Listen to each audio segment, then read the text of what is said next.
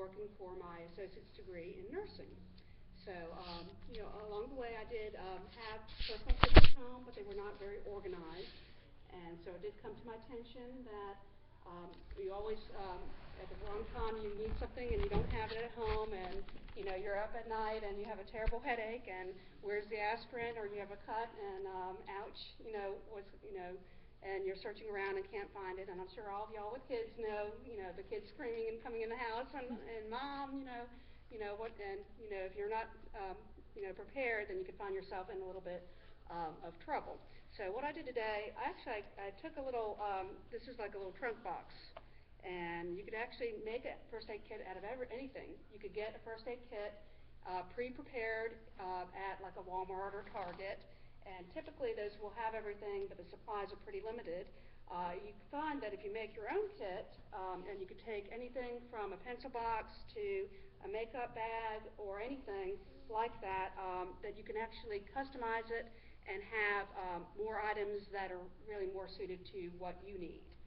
So this is what I did. I took something a little bit unconventional, and it does have like hinges so you can open and close it, and some things that you would want to keep in the kit.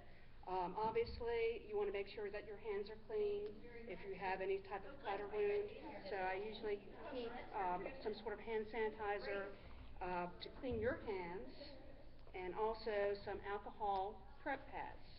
So if someone has a wound, you want to clean that wound. And I'm just going to put down the contents of what I have in my kit on this table. And then, of course, if it's your own son or daughter or yourself, you're not going to need gloves. But if it's stranger in need, you might want to have some disposable gloves if they're bleeding. And we have a little guest here, but that's cool. So, and you could actually get these at Walmart or something like that, where I think you have the insulin lancets. So you want to get those, and if you do use them, restock them. And of course, the staple for this, obviously, are going to be some Band-Aids. And I just, instead of buying a whole new lot of Band-Aids, I took some that were at home and just sort of organized them into like a small and medium size. And then I had some that were also the large patch, so that you're prepared for any size of injury.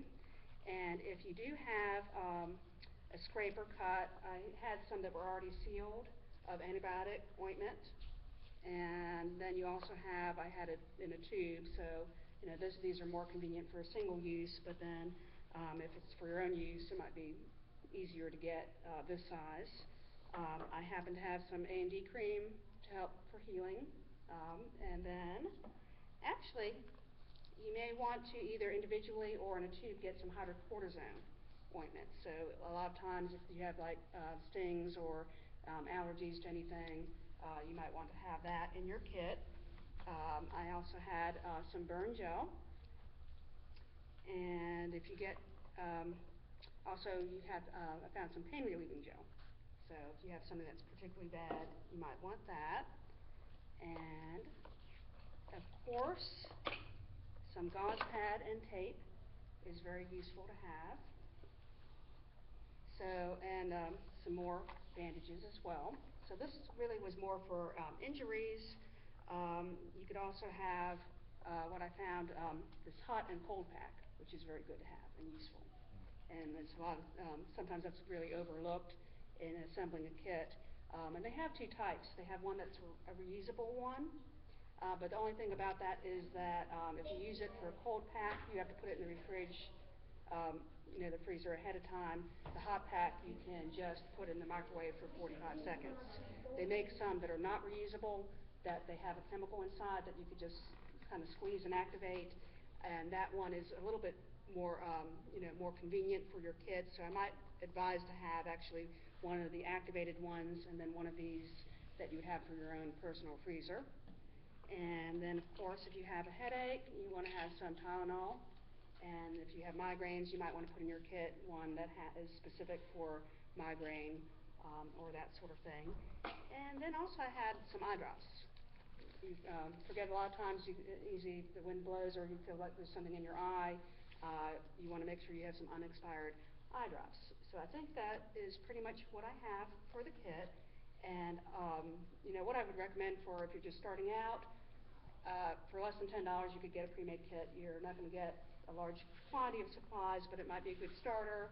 And then on the back of the kit, it tells you what items are in there. So that's sort of a good starter, and you might use that to get your ideas for how to get your bigger kit. So in conclusion, I recommend that everyone has, for their home and also for their office or workplace or school, have a kit. You don't realize that you need it until it's too late, and I do think that it's a worthwhile project to do, and I do recommend that everyone consider taking on this project. Thank you again for your time. Thank you. 6 minutes and 6 seconds.